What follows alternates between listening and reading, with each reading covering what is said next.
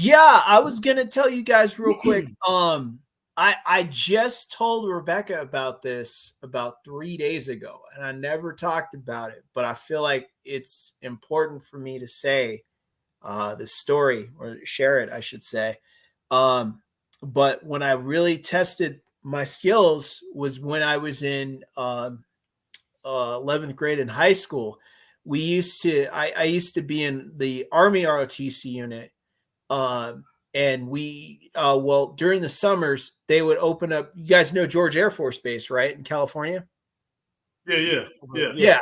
So George Air Force Base was shut down at that point. It had been shut down for probably about 10 years or more at that time. And when we did our summer military camps, they would open up George Air Force Base for us, get it all set up, and they would let us use it.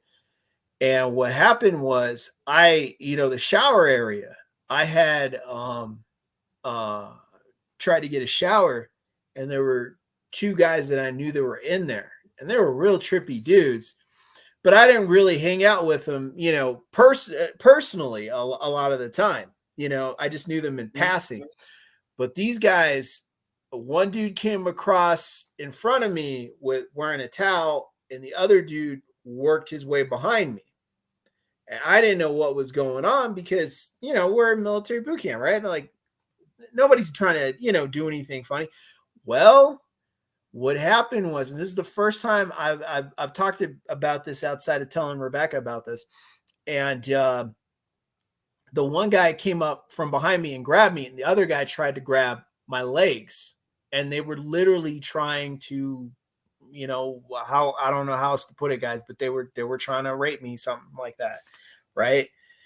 And what I remembered immediately once I caught wind that something bad was gonna, happen. I had, if you remember First Blood, in the first film, when John Rambo got grabbed at the beginning when he snapped, that's what clicked in my mind. So I did exactly what Stallone did. The guy in front of me, I gave him a nice front snap kick, which, OG, you're a professional at that one. That's your trademark right there. So I hit that guy right with one, just right there. And the guy behind me, I elbowed back and I headbutted at the same time. I taught my girlfriend that. The elbow Yeah, back and the it's a good one. Yeah. And that's from First Blood is where I first saw it. So I started to learn how to use it. Yeah. Oh, yeah, I know that. Nail and black. Your head back, get that nose perfectly when you got the nose. And then I when I have my spacing a little bit, you know what I'm going to do? Judo toss. Yep. Yeah, there you go. Mm-hmm. And I got the heck out of there. I booked it. And from that day on, when I was at camp for those 2 weeks, I didn't talk about it. All I told the guys that I was close to was, hey, if you guys got to go get a shower, let me go with you. Let me watch your back in there. Just trust me. Don't ask me what happened, but just let me watch your back in there, because there's some guys here that are doing some strange stuff. And everybody kept trying to pull it out of me, and I wouldn't talk about it because I was really embarrassed, like, what am I going to say? Right. But I'll back up with the people I'm cool with, like, not to let it happen to them. But I didn't talk about it. And that was many years ago, when I was a teenager. And I just talked about it, this week, a few days ago, and told Rebecca for the first time. But I felt like I needed to tell you guys about that. That was a story about testing one skill to see if you can do it. And another thing, to be aware that sometimes, like we were talking about earlier, that people have those strange tendencies, and sometimes you don't see it happen. So don't be that guy. Everybody don't. And I appreciate you telling that story, Drew. But you see what I mean, Tank? He almost got violated. He was ashamed. So just imagine some of your homies or whatever, whether they got violated or they participating in consensual. That's not some manly stuff to talk about. So they're not going to come out. I only have the ability to tell you the story, Tank, because I had a relationship with God.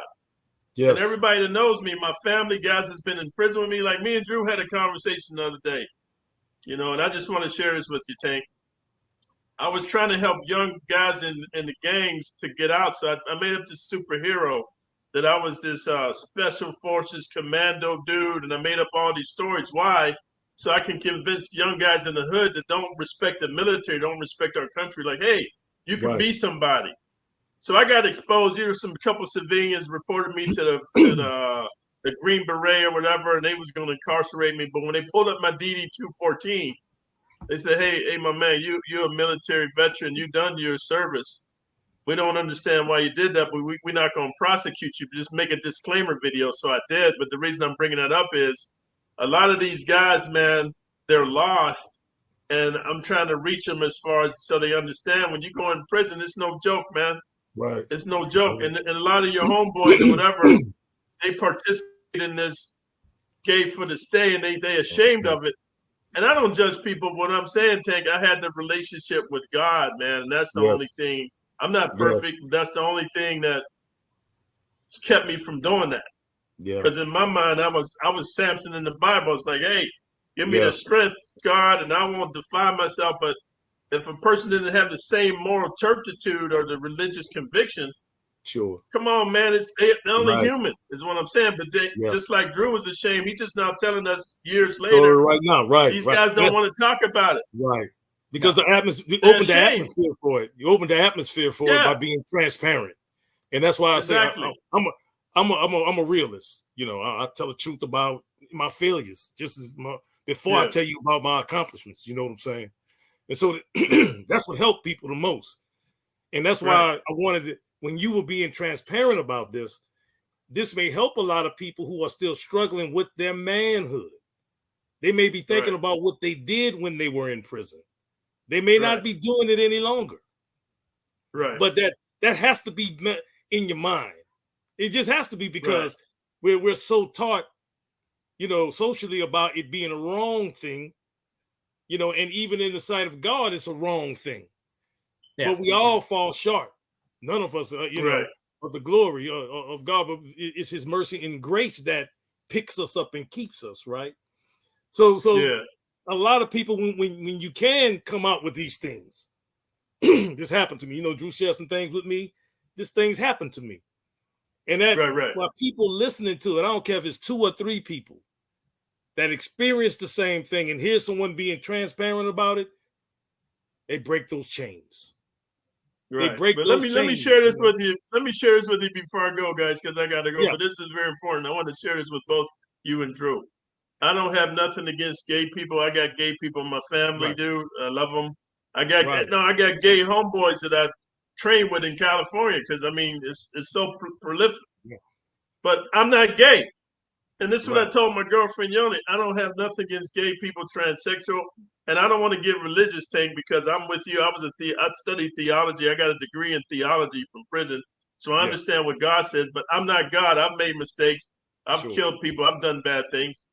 All I'm saying is, like, if a dude is gay, then be gay.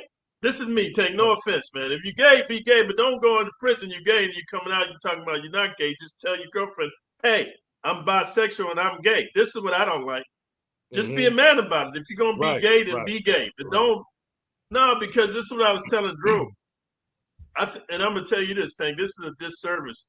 If you're having sex with men in prison and you come out, you got a lovely girlfriend, and you don't tell her your past, then you're omitting information that she needs to know because maybe she don't want your funky penis that's been in the guy's butt and is doing her. Right. You got to give her the right information. Be like, hey, you know what I mean? But if you omit that information, then she don't really know who he is, and I think that's a disservice. So you got to be honest and just tell her. You know what I mean? But some of these guys, they want to live this duplicitous lifestyle. Whether they did it in prison, they don't do it no more. They still do it. Yeah. Just be who you are, man. And you might disagree, Tank, because I know you're a preacher and everything, and I got that. But I'm just saying, in this world we live in, I don't judge people, but just be honest with people in your life. Just tell people who you really are so they can make an informed decision. And I agree. And I will say this, brother, before we wrap this up. I'm not against homosexuals. I'm against the act itself. Because me serving God in the capacity that I do, God impresses that on us that it's not right before him. Now, I'm not the judge of no one. I can't stop anyone from doing whatever they want to do. I am commissioned by God to preach the gospel. That's it. But also from a real place. I'm a real person. I've had all kind of mistakes. I have personal fragilities myself about other things that God dislike. You see what I'm saying? It's not the only thing that he doesn't dislike. So I stand on that 10 toes down. But the person is of value. The act is not to me. But we understand we live in a time today where people make their own decisions, and we all have to stand before God for account of everything we've done on this earth.